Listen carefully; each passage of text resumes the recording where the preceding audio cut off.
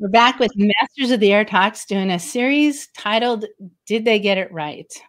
And we're beginning by talking about the series that this channel is kind of based on, Masters of the Air. There's a lot of chatter out there about Austin Butler, who's playing Buck, and if he's just playing it a little too cool. So, John, what do you think? Well, leading up to the series and now being online and seeing some of the comments and stuff, been some mixed reviews. But one thing I've kind of noticed was a lot of viewers were kind of questioning Austin Butler and playing Buck, whether he was too cool. And one guy said this Fonzie stuff's got to quit. The collar's always turned up and the hat's all, kind of cocked and that Joe Cool. Of course, he played Elvis and got awards for it. So, and I know when I first saw the trailers, we talked about this in one of the earlier shows. I was a little disappointed. I said, "Oh, it's Elvis, up in the sky." So, and then we start watching it, and it kind of feels like he kept that Elvis vibe, or maybe he started beforehand. But the interesting thing is that you have confirmed to me that actually they got it right. So, I'm gonna let me let the viewers a little bit background on my granddad, who I wrote about in A Boy from Cracker's Neck. And that's a picture of his flight crew. He and good looking group of men, and a lot of people commented on it and stuff. But let me give you his background. Growing up with him on a family dairy farm, you could not meet a more humble, soft-spoken man in your life. There was no bragging in him. In fact, he was anti-bragging. If you knew him, you knew this wasn't a man that showed off, any in his life. Then all of a sudden, I'm gathering up his war pictures and stuff, and I'm almost took aback by seeing him as a 22-year-old, 23-year-old flyboy captain. And when I see the pictures and stuff, this is of his flight crew and stuff. And he's the one in the white T-shirt doing the Tom Cruise pose. And I still can't get over this picture because the man I grew up with would just, that's not him. But that is him in that era. That is him being a B-17 captain pilot. And that is him during this era. And, so there really was a kind of bravado that came with the position. And I think that the fact that they had to go out on such dangerous missions with the chance of being killed so high, the percentage of the statistics of their survival, I think they had to put in some extra confidence just to be able to face those statistics and to face the flak and face the fighter planes that came at them. There's some psychology, I'm sure, that's involved, but the truth is, and as per this series, they really did get it right. So we're going to bring up a picture of your grandfather, who was Captain Jimmy Galloway, next to Austin Butler as the captain of his bomber, his fortress. Yeah, the viewers can't see me right now, but I'm almost laughing because a lot of the comments have talked about Austin Butler wearing his hat kind of sideways and stuff, Cool Joe and all that. And I'm seeing my granddad there on the left, and he's doing exactly that. I think your grandfather actually looks even more cool and studly and just. Well, he would appreciate your nice comment. I'm sure he would. But look at these two. I mean, such a great picture of him, and I think it shows that's the visual evidence right there that the Masters of the Air series and Austin's portrayal of a pilot is actually very accurate. Just looking at these two pictures side by side. And like you said, I think it's a combination of two things. One, they are officers. Another thing, they are flyboys. And you got to remember, this is the early 1940s. So they are kind of superstars in the military. And then also facing that death. I think, they were completely living in the moment. You saw early in this miniseries, Austin Butler's, Buck, you can tell he's really not expecting to live through 25 missions. and he's having real problems. Seeing so many people die. So I think the bravado with the collar turned up and walking into bars and stuff, Joe Cool. No, I think it's spot on. Absolutely. Yeah.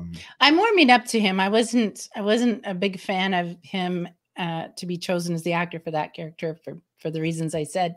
But the more that I watch him and the more that I realize that they're getting it right, and that even the one-liners or the very short phrases that he sometimes says, it almost seems like cliches are probably pretty accurate to what he would have said in that situation, because they're just there's a certain amount of emotion I'm sure they had to push down, and to do that they had to just be kind of very just cool on the surface of the water. I got to mention in the Masters of the Air series, and if you haven't seen it yet, this might be a spoiler, but there's one part where Buck starts dancing in the bar with his dog. And it was just, it's so sweet. And so now he's winning me over. So I'm going to bring up another picture of your grandfather next to Buck, as played by Austin Butler. And again, you can see, I just see the resemblance, really, that they really, I mean, obviously your grandfather has the headset on in this picture, but they both look like they're real pilots. And I think that also goes back. A lot of people are comparing this miniseries to Band of Brothers, and you were dealing with infantry there, and this you're dealing with the Army Air Corps. So the settings are so different, the mentality is so different, and I think these men, they had to have that attitude to do what they did and to face what they did. So and even I think that's why they went over the top with it. With a real cool attitude. Absolutely. Yeah. And, you've worked with veterans, yes. to face what they did. And they were going through what we know as PTSD nowadays. And also in the miniseries, you notice they're not getting mental health. The colonel comes into the bar kind of making fun of it. Oh, you guys got to be tough. And, and also this is another thing. Bucky, my grandfather, when you're captain of a plane, you have to be the example. You're the quarterback.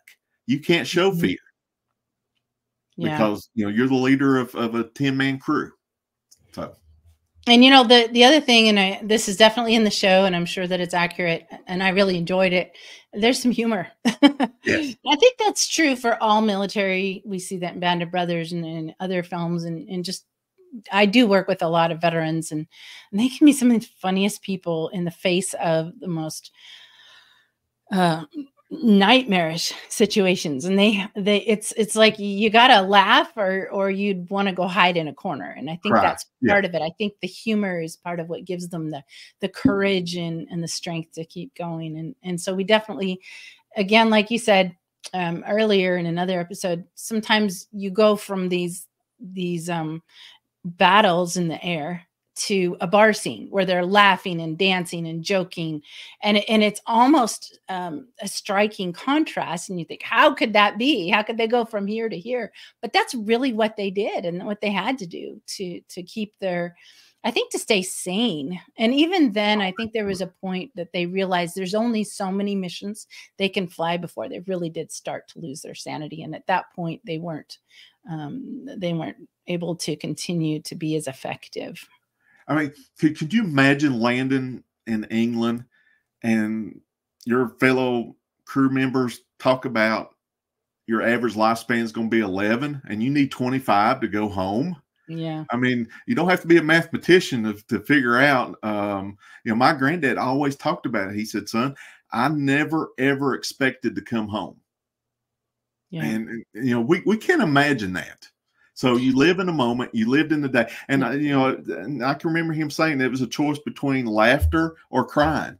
And you couldn't cry in front of your men, so you might as well crack jokes and make fun of it. And if you really think that you're going to potentially be the next one shot down, well, you're going to live it up, aren't you? I mean, you're going to, I don't know. I've never been in that position.